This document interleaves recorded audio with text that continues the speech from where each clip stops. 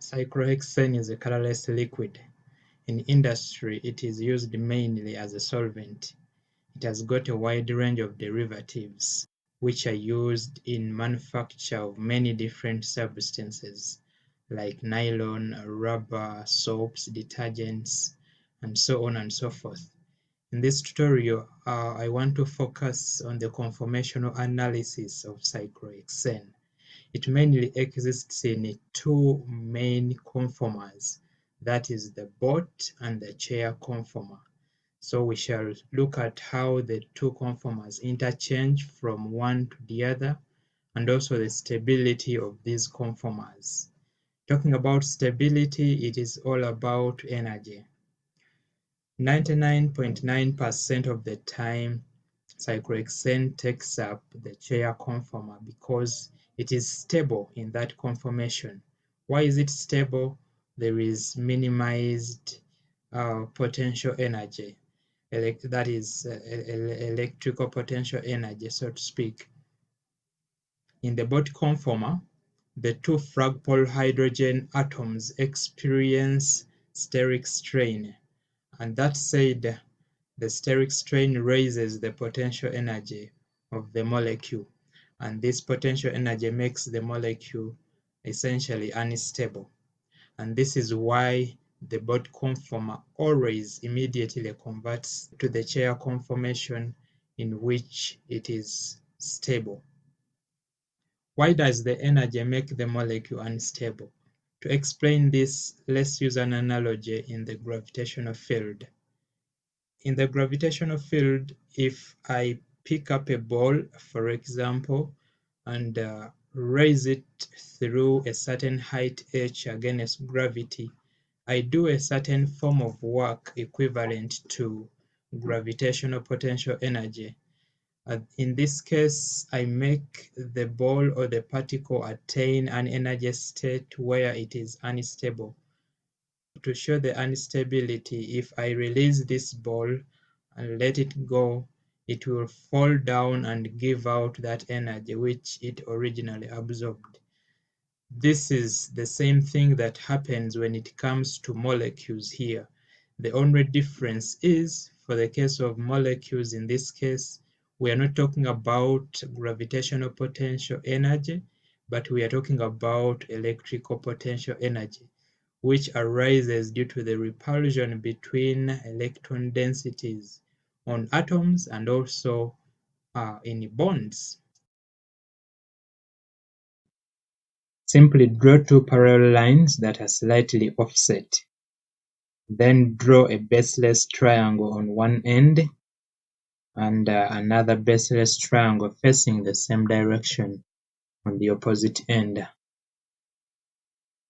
For the case of the chair conformer, simply draw two parallel lines that are slightly offset. Then draw a baseless triangle on one end facing up and another baseless triangle on the opposite end facing down. The bonds in cyclohexane occupy two main positions. We have the axial and the equatorial position. In the axial position, the bonds are perpendicular to the plane of the molecule, while in the equatorial position, the bonds are parallel. They are along the plane of the molecule. The molecule is constantly undergoing what we call a chair flip, in which the chair conformation changes to another form. The groups in the axial positions become equatorial groups, and while the groups in the equatorial position become axial groups. This way, the molecule seeks to find stability. The axial positions experience diaxial interactions, which are essentially electrostatic repulsions between electron densities on the bonds and also on the atoms. In the event that we have heavy groups occupying the axial position, the molecule flips to find an orientation in which the heavy groups are placed in the equatorial position. To draw the Neumann projection, we look at the molecule from any of the two parallel lines to envisage two carbon atoms, one in the front and the other in the back. For the boat conformer, let's look at the molecule through any of the two parallel lines. This yields carbon 1, a front carbon, and carbon 2, a back carbon. Carbon 1 bonds to a hydrogen in the equatorial position, which points upwards. It also bonds to a hydrogen in the axial position that points downwards. Carbon 1 further connects to a CH2, which connects to another system of carbon atoms. For the case of carbon 2, it bonds to a hydrogen in the equatorial position that points upwards. So if we look at the molecule through 1 and 2, the equatorial hydrogen on carbon 1 perfectly shields or perfectly eclipses the equatorial hydrogen on carbon 2. For the case of the axial hydrogen, it points downwards, and it is also eclipsed by the equatorial hydrogen on carbon 1. Carbon 2 further connects to a CH2, which is connected to another system of carbon atoms. If we look at the molecule through carbon 1 and 2, carbon 1 is the front carbon, while carbon 2 is the back carbon.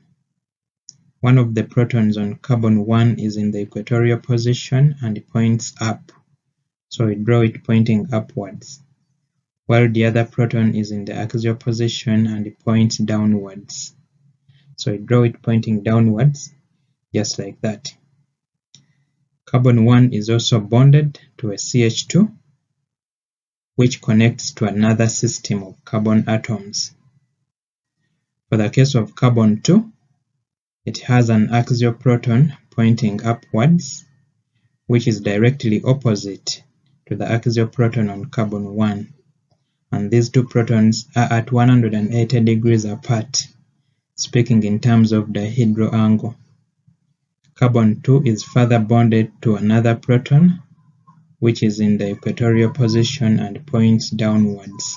Carbon 2 is also connected to a CH2, which connects to another system of carbon atoms.